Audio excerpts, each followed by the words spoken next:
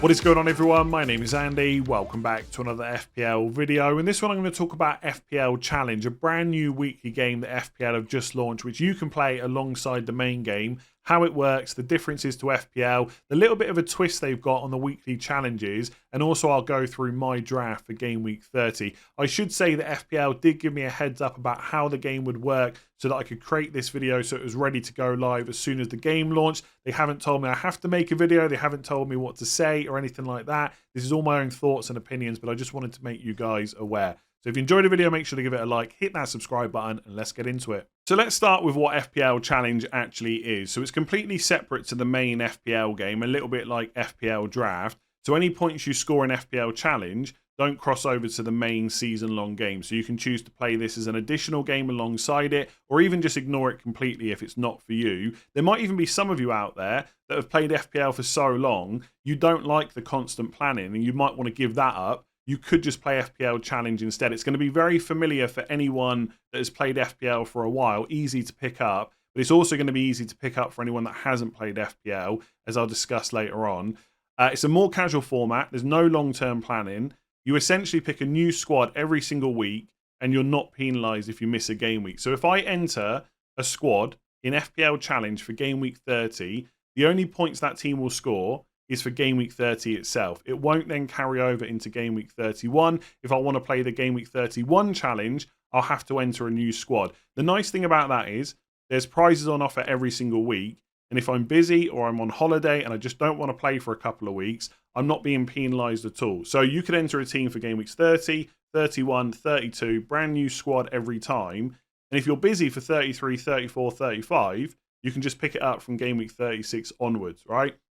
And obviously this game will run from Game Week 1 next season as well. So if you miss a week, it really doesn't matter. There's also no traditional deadlines, but I'm not sure if that makes it a more casual format or not, because essentially you might have to be on top of the lineups a little bit more than you are in the main FPL game, but I'll discuss that a little bit later. So how does the game actually work? So you have one team just like in FPL, and you can join up to 25 different mini-leagues. And as far as I'm aware, the points in those mini-leagues reset every single week because, of course, it's a weekly game. Now, at the time of recording, the game's not officially live yet, so I haven't set up the Let's Talk FPL mini-league, but I will do that, and I'll leave a pinned comment on YouTube so you can join it, and I'll tweet about it as well, just in case you're listening on podcast. And obviously, if you join that, you can go and join another 24 leagues if you want to.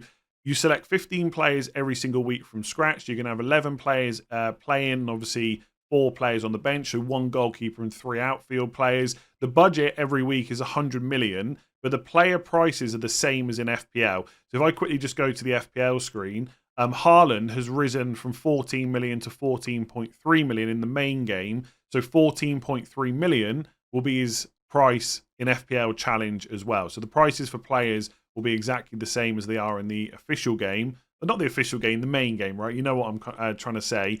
2 goalkeepers, 5 defenders, 5 midfielders, and 3 forwards. So exactly the same as FPL. And you have to play the same kind of formations as well. So you must play at least 3 defenders and 1 forward. So you can play 5-3-2, 5-4-1, 3-4-3, 3-5-2, etc. But you must always play 3 defenders and 1 forward. You choose a captain and a vice captain. That works exactly the same. If your captain doesn't play, your vice captain will come in instead. And the point scoring is identical to FPL. So you get 4 points for a goal for a forward, 5 points for a midfielder, etc.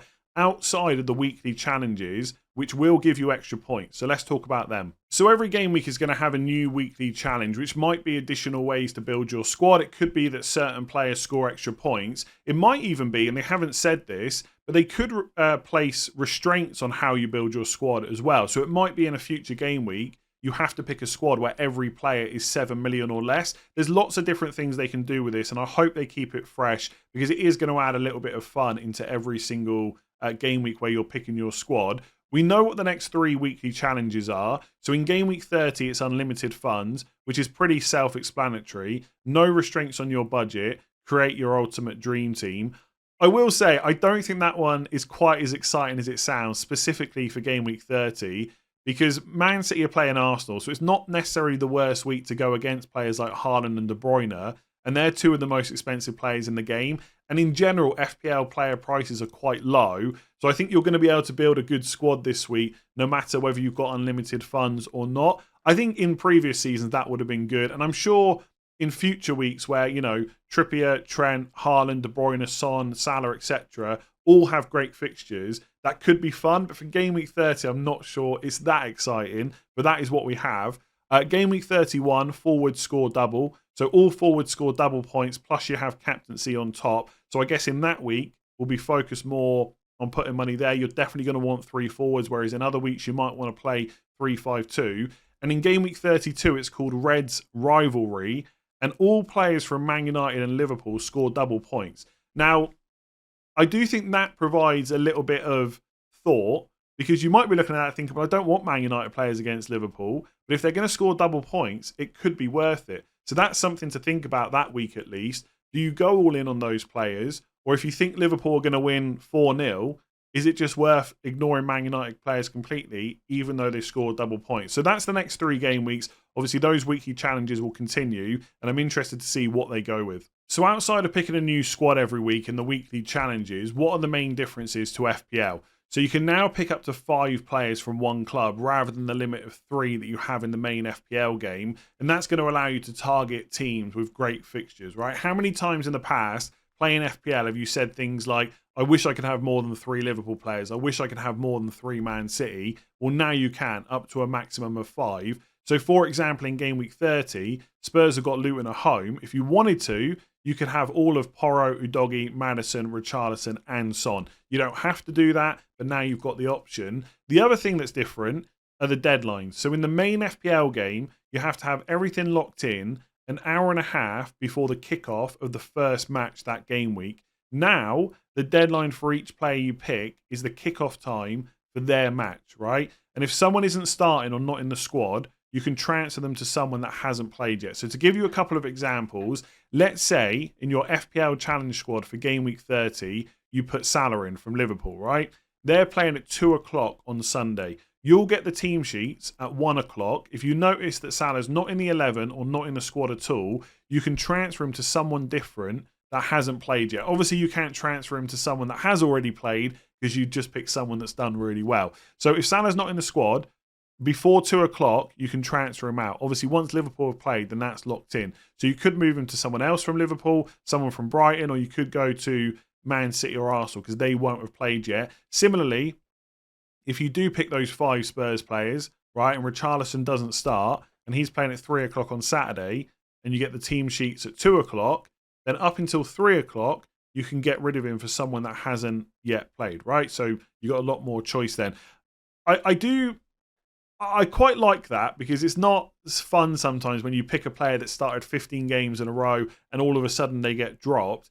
But I think if this is supposed to be a more casual game, then checking all the lineups during the weekend is probably not that casual, right? I mean, the fact that it's a weekly game means it doesn't matter as much, absolutely, because if you do get screwed over, whatever, right? You just enter a new squad for the next week. But I think in some ways that's not really that casual. But also, I know a lot of people would like to get the team sheets before they have to lock in their decisions. So overall, I think that's quite a good thing. I'm just not sure it's necessarily a casual thing for a game that's meant to be more casual. But either way, that's the main differences. Let's take a look at my squad for Game Week 30. So this is the initial draft that I've come up with for FPL Challenge in Game Week 30. And in my main 11, I've only actually targeted 4 teams in total. So Chelsea against Burnley at home, Spurs against Luton at home, Liverpool against Brighton at home, and Aston Villa against Wolves at home. I've got no Man City or Arsenal players whatsoever. Because it's unlimited funds, I have put Haaland on the bench. But I feel like in a game like this, where you're not going to be punished long-term for your decisions, I'm more willing to take on players like Haaland. In my main team, in FPL, I've got him and I'm going to play him this week. But for FPL Challenge, I think I would leave him out. So this is what I've gone for in the 11. Petrovic in goal for Chelsea, Burnley at home. I do think long-term there's maybe concerns over whether Sanchez will come in, but short-term I'm not that worried about it. And then I've got Kelleher on the bench. In the back 3, it's Porro and Udogie from Spurs. Am I massively confident about a clean sheet from them against Luton at home? Not necessarily. Their defence hasn't been great this season. The Luton attack is not that bad either. But on paper, it's a great fixture. And both of those players can be fairly attacking. And then the last defender I've got is Van Dijk with Brighton at home. We know that he's always going to start.